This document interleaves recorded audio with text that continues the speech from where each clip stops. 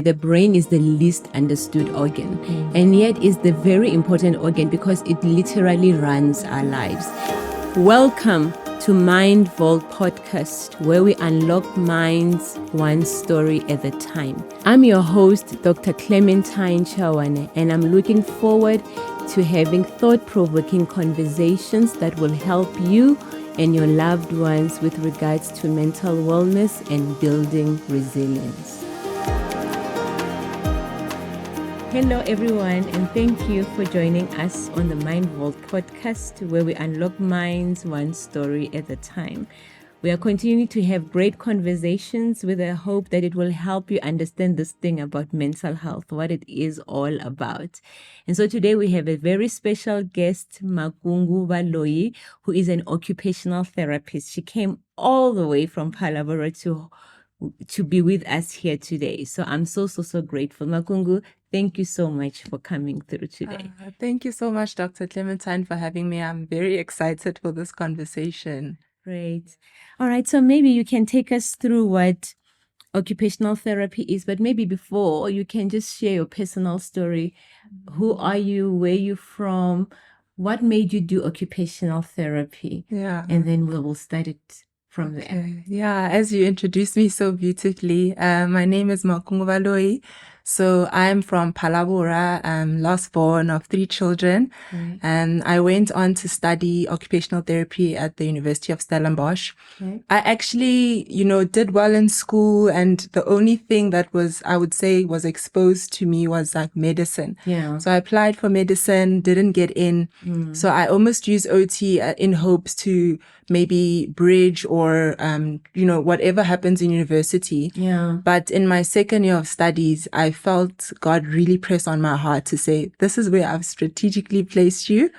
You're not going anywhere, So then I continued with the OT journey. And as I can say, things unraveled as I did the degree. I went on to do my master's in mental health through the University of Pretoria. And I continue studying, I continue learning. And for me, my heart is that the last time you hear about how to take care of yourself shouldn't be when you're consulting and learning. So hence, I'm very excited to be here. Yeah. Okay. All right. So we are greatly aligned. Yeah. Because my personal story as well with how I became a psychiatrist or a medical doctor was that when I finished matric, I didn't do so well and I was not accepted into medicine straight away. So I also did BSc as a bridging course to hopefully allow me to study towards medicine. And for me, it was just medicine was, you should do this, So, but it's great for our audience to know that sometimes when we get to our destination, it was not because we knew from the beginning where we would be. Hey, Sure, yeah. So you're saying that you specialized or you did your master's in mental health. You know, so before I became a psychiatrist, I knew about occupational therapy, but I thought it was more physical kind of therapy, more like a physiotherapy, but in a more finer details. Yes. And it was only when I came into psychiatry that I understood that there is mental health when it comes to occupational therapy. So how did you fall in love with the mental health part of occupational therapy? Yeah, you're right. I also thought OT was more physical. Yeah. It was also in varsity, I think in my 3rd year when we started doing blocks, I did psychiatry block. Okay. And actually my first patient, I just knew because I obviously didn't know all the theory that comes with mental health and OT, but it's almost like my mind flowed better when I'm in a mental health session. So that's when my love and passion started. But it grew as I went home and realized people only classify mental illness when you're like walking on the streets and so on. So for me, that's where my love for OT started. And then every year, it's almost like when I saw more clients in mental health, when I helped more patients, that's when I started developing that passion more than the other disciplines. I also love working with children, but I think the mental health part is where I would say my personality, because with OT, we do a lot of creativity, and creativity, it's not like painting and, it's more we create, or we help the client to create where there was a deficit. So we use creativity, whether it's learning how to be productive in your workspace, whether it's learning how to be productive as a student, in your home, in your roles as a mother. We are the ones who will be able to help you to create a life for yourself, in other words. So I felt it aligned with my personality, and that's where I just grew. And it almost, as the years went by, more research I did, I just felt, okay, let me channel it to a degree. And now even starting to pursue other means in the mental health space. So yeah. Okay, and so you are doing so well also. I see you trending a lot, in mental health platforms. And I know that one of the things that you identify yourself with is that you're a mental health advocate. What does it mean to be a mental health advocate? Thank you. I think it's also, I never planned, or I didn't sit down and say, I want to be a mental health advocate, because I've also been asked, how do you get on these stages and so on. But I think for me, it started back when I realized that many people don't know how to manage depression, anxiety. It's only when they are admitted. And then I'm teaching them how to set healthy boundaries, how to be assertive. But I felt that's information based that can be learned outside of therapy. Yeah. So for me, it's just sharing information. Whenever I have a camera, video on, I talk and then I post it. And then I think one thing led to another, where people would invite me to speak at conferences and different platforms that now you would classify me as a mental health advocate. But I think for me, it's my heart behind it, whether I'm on a professional platform or whether I'm just chilling at home. I constantly preach the gospel of mental health that I would say makes me a mental health advocate. I advocate for accessibility to information. I advocate for people to understand what it is. So for my patients, even though they're not in the room, but I'm advocating for them, whether it's through their employer, whether it's through their colleagues. Taxi drivers, they know, those who know me, I've been advocating for, you don't call someone crazy around me. And I won't shout or beat you up, but I will definitely just realize, okay, you don't know enough. Let's learn what mental health is. So I would say, advocacy is not about the platforms. I think for me, it happened when I just started sharing in my day-to-day life. Wow, that's amazing. And how do people receive you when you sort of engage them and try to correct them about, the names, someone is crazy and things like that? How do people respond to? I've actually received positive feedback. Unless they say it behind my back, I'll never know. But when I am talking or when I am sharing and teaching, people are usually receptive. But I also believe it's the approach that's taken. So I don't see it when people are being negative or stigmatizing mental illness.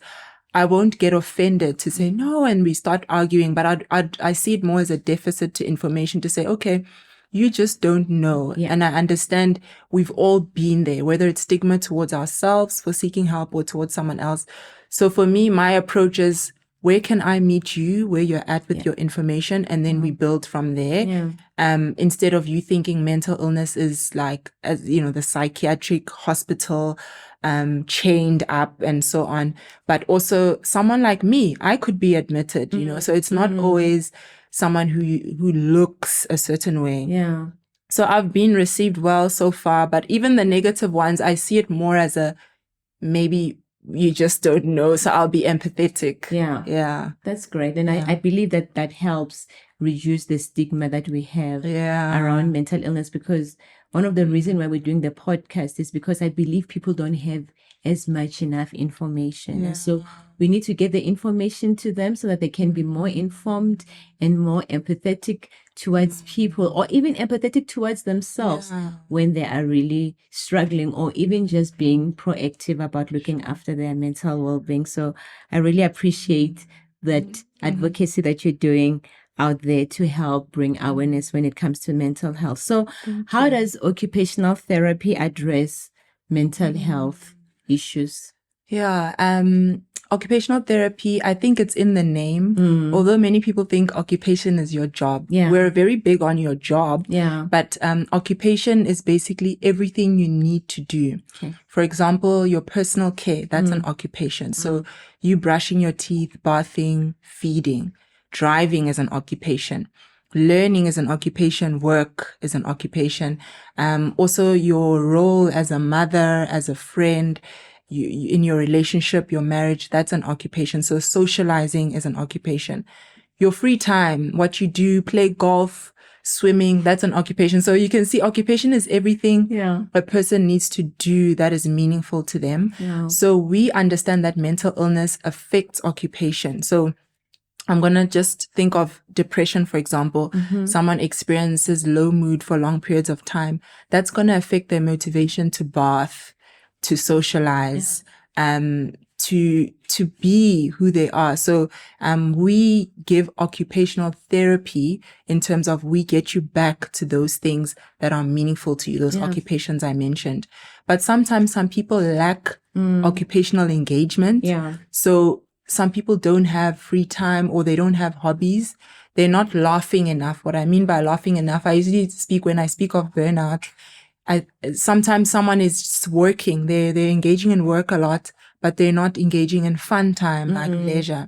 So we don't only get you back, but sometimes we teach you new occupations, things you love to do, but never have time to do. Yeah. But sometimes we also prevent you from, certain, I'd say, issues by incorporating occupation that will be preventative. Maybe in the workspace, we need rest time. We need, socializing time to prevent certain issues. So occupational therapy, how we address mental illness is by engaging in occupations, engaging in activities that will help you to live a meaningful life. Great. So I hope I explained it with regards to the name, occupational therapy. Occupational therapy. Yes. Okay. Yeah, yes, you did. You did. And, I also said, I'm going to be using this opportunity to learn because I know more about psychiatry. I do refer, but sometimes I don't fully understand what it is that you do. Yeah. But one thing that I'm getting from what you just said now is just that even this is occupation, yes, right? So just living and breathing is an occupation. Yeah. And we should be intentional about it, and we should be aware when things are sort of like going slightly off and seek help before things get out of hand, So what can someone expect when they say, I'm going to see an occupational therapist? What can they expect, especially when it comes to a mental health space? So if you are going to see an occupational therapist, I would say you can expect to basically get help with your functioning, right?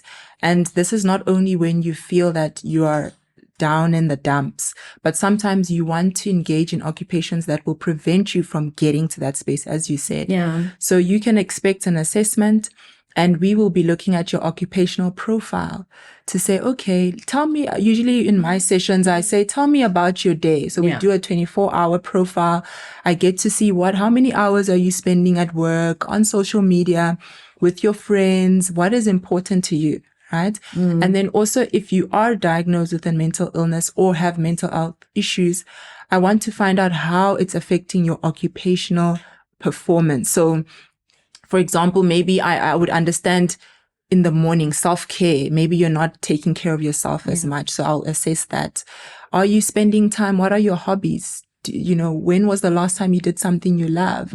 How are your relationships? Are you isolating yourself? So I'm basically understanding your history, but more in an occupational performance or engagement level. And then also, what do you want to do? What are your goals? How are we building relationship? Getting back to work, how are you performing at work? And then we will build based on your values and based on what I'm assessing about you. So by the end of a session, I usually can tell a client to say, based on what you've shared, I think these are the 10 areas or 5 areas we are going to work on in our sessions. And it's usually improving your motivation to take care of yourself again.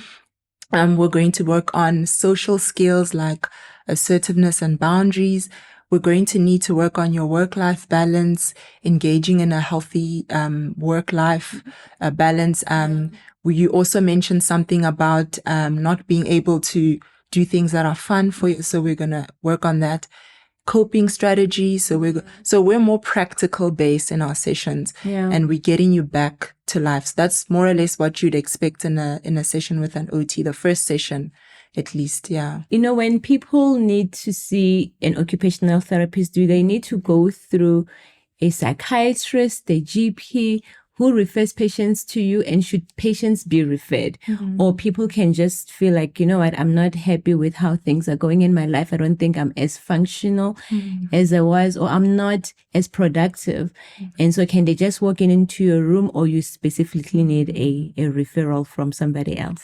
Yeah, it's actually all of the above. Okay. So someone can walk in based on the information they've learned about OT and say, listen, I would like help.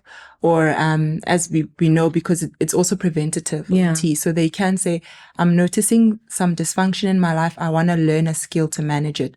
Or I just want to improve my engagement, my coping strategies.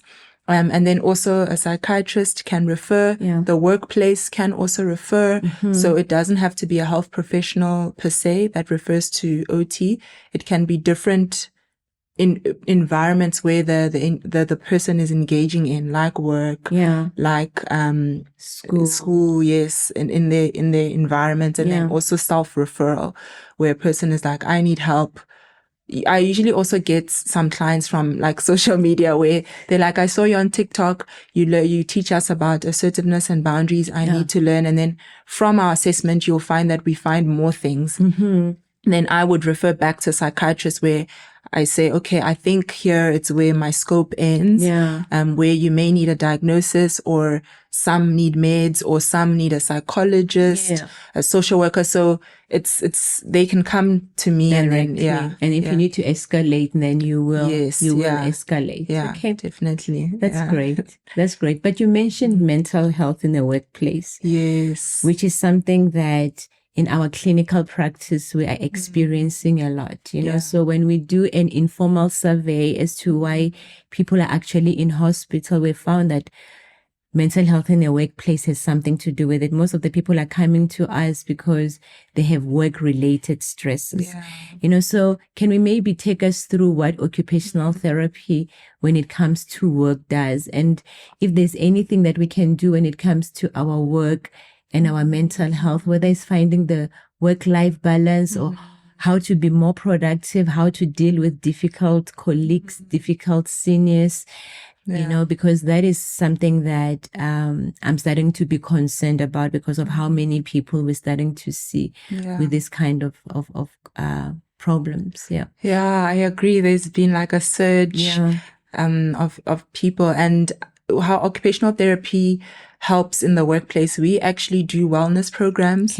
So we can do stress management workshops, ergonomic workshops, communication workshops, even work-life balance workshops or programs within the workspace. So that's more like mass preventative measures. But more client-based measures is where we do the functional capacity evaluations. That's basically assessing a client's ability, their current cognitive ability, their current psychological endurance and physical ability. And then we are activity experts. So we basically understand that each role, what does it entail? And then is the client able to work based on their current mental health issue? And then we advocate for them in the workspace. So this is where we engage with the employer and say, listen, our client is unable to currently do their role. They will need incapacity, or they will need accommodations. They will need this in order to gradually return to work. That's one way, but I would say that's more like when someone is usually diagnosed and they have been experiencing some issues. But also on another scale is where how to manage difficult colleagues, employers, what to do. I think for me, based on the experience I have and what I've picked up, it's systematic issues. So one, the system at work may sometimes cause more mental health issues in the long run. Yeah. But another, the personal systems. So how a person lives their life, their routines and habits can cause them to burn out quicker. So most instances, I would teach the client to say, listen, what is your relationship with your work? What are your beliefs? So we also do cognitive behavioral therapy, where a person might have been, is a perfectionist and they just want to be a high performer. So then we would teach them strategies to maintain their work-life balance, to have healthy boundaries at work, to understand what is your role and then where does your role end. You are able to do above and beyond, but know that now it's your choice. You're no longer doing your scope, in other words. Knowing then also that, the people pleasing and so on, and then also dealing with difficult colleagues, because some people are aggressive. Some people call themselves straight talkers, but they're actually bullies. Right? I usually say, listen, you have to understand that this colleague will never change. They are an adult.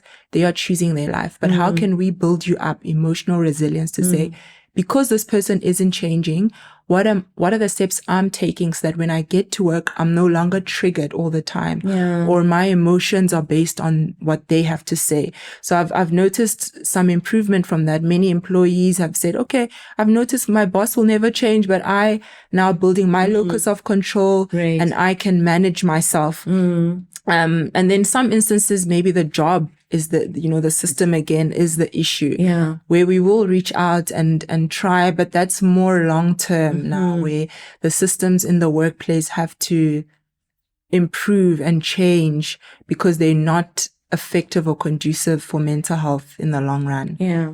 So it's both ways. We advocate for the employee by advocating for certain accommodations and FCEs, functional capacity evaluation. Sometimes we even advocate for them to have flexible work hours. Maybe the client, while they're in incapacity and gradually returning to work, how can they maybe take some meetings online instead of in person, slowly graduating, gradual return to work.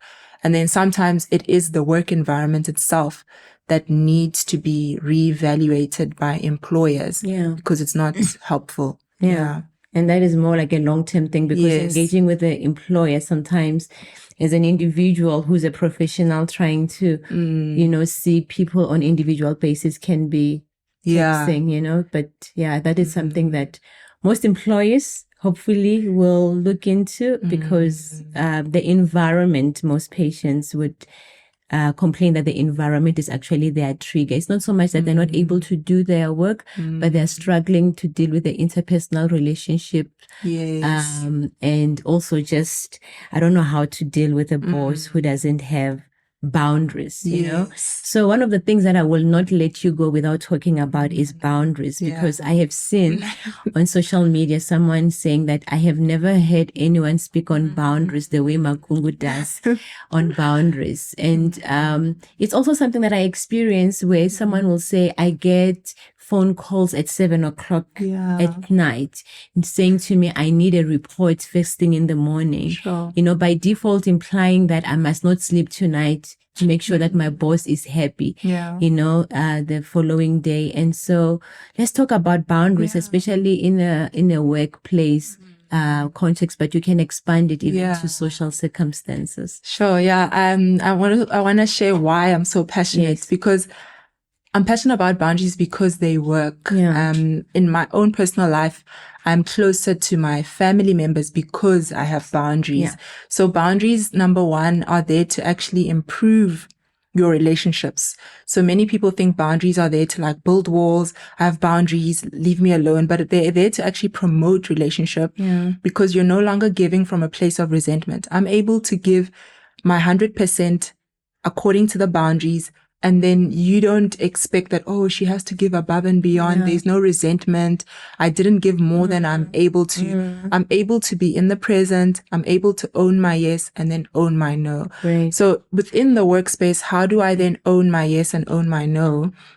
Is to understand your job description. So many times where the boundaries are blurred is where job descriptions are blurred as well, or someone has written the job description, but then it's almost like a piece of paper that isn't Yeah. So we always start there in the workplace to say, what have you signed? What's the contractual agreement?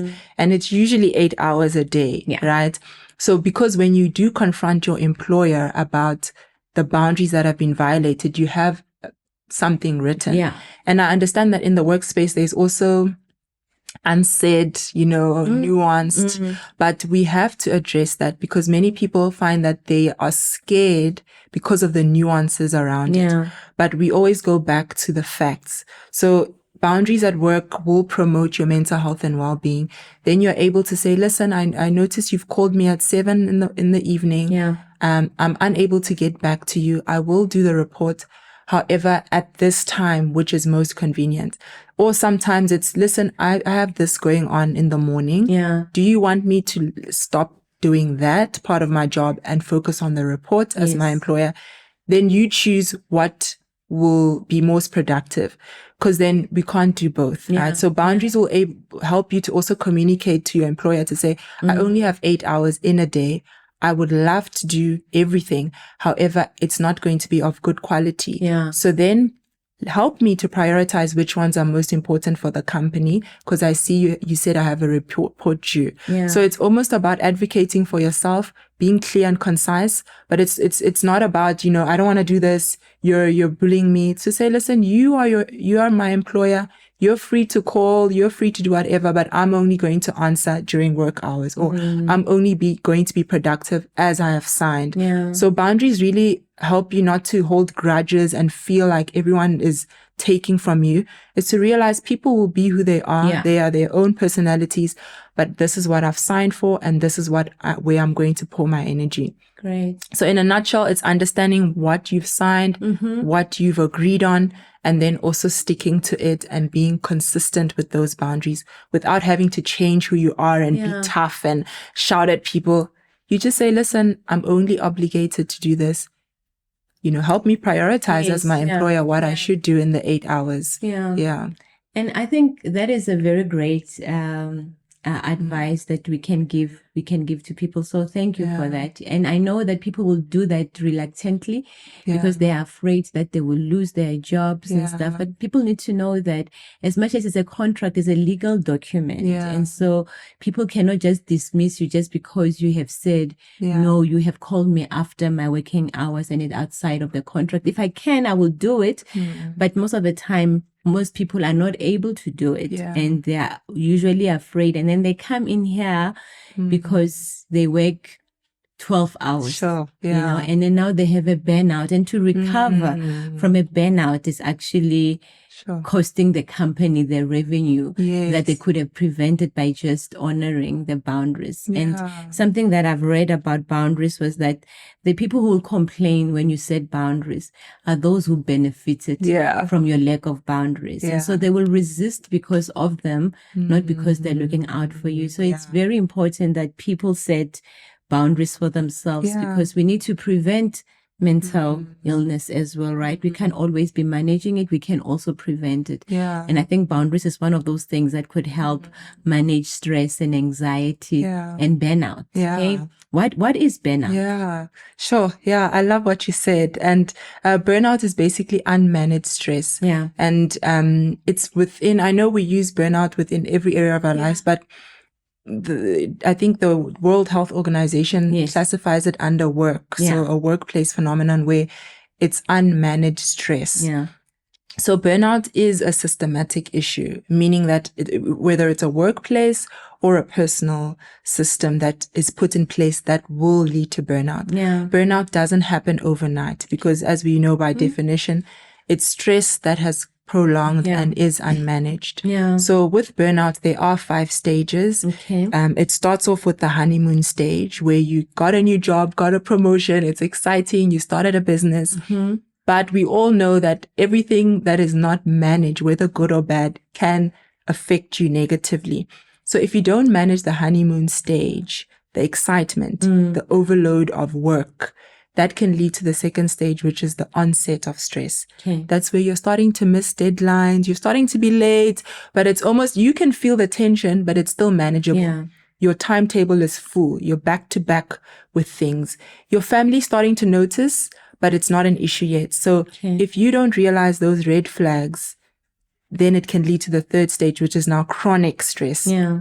Chronic stress is where you start experiencing the tension. You're starting to use substances. You're using other unhealthy coping strategies to manage this chronic stage. And then the fourth stage is burnout, where you were unable to manage it for weeks. Now you're being apathetic about your job. You're cynical. You're not productive anymore, which leads then to the fifth stage, habitual burnout, where it's just now a cycle. And I think by this stage is where people are unable to even work. And it's all started in the honeymoon stage. Yes. So don't just because you're enjoying your job and you're adding more work, manage that. Then you'll be able to thrive and prevent burnout. Yeah. Makungu, that was well said. Thank you so much for that. I think it simplifies it. And I think for me, listening to you, I'm like, am I in the honeymoon phase or the emerging stress part, where it's still manageable, but you feel a bit overwhelmed and your family starting to complain about you're always away, or even if you're home, you're always sleeping. So it's not something that is specific to certain people. All of us can be prone to that, because as professionals, we always want to give our best to our work, but it must not be on the expense of our mental well-being, because once the mind is stressed, then productivity and functionality becomes a huge problem. And that's when, for me as a psychiatrist, we start diagnosing depression and anxiety because people now are not coping and they need to go away for a while. And that's when we get to admit patients, meaning that we don't always admit people because they have lost their minds, but sometimes it's because I have ignored warning signs and I went on until my car just stopped in the middle of the road, And so I think we should all just try and watch yourself and see, where am I with my own energy levels, my own commitment and my own burnout stress, and see if we can manage things sooner than later. So thank you so much for that. Okay, so Makungu, we are going to wrap up and I'm going to allow you to come up with something that you would like to say to our audience, anything that is in your heart or in your mind or anything that you had prepared for our audience today. Thank you. I think what I would like to say is that the first time you hear about mental health, you hear about mental illness, shouldn't actually be when you're admitted. So when you are listening to this podcast, when you're listening to resources, share them with a friend. Let them listen. And another thing, I know that most people who might be listening have someone else in their life who needs the help. And it's almost like, how do I make them seek therapy? How can I get them admitted? But to be honest, we cannot do for someone else what they need to do for themselves. So we can only share the information. We can only accept their decision. But at the end of the day, we also need to take care of ourselves by allowing the other person to make their own choices, which is difficult. But that will also then allow our own self to take care of ourselves. Because I think a lot of people want to help and they are helping, but then they take the responsibility for someone else and then they are burnt out in the end.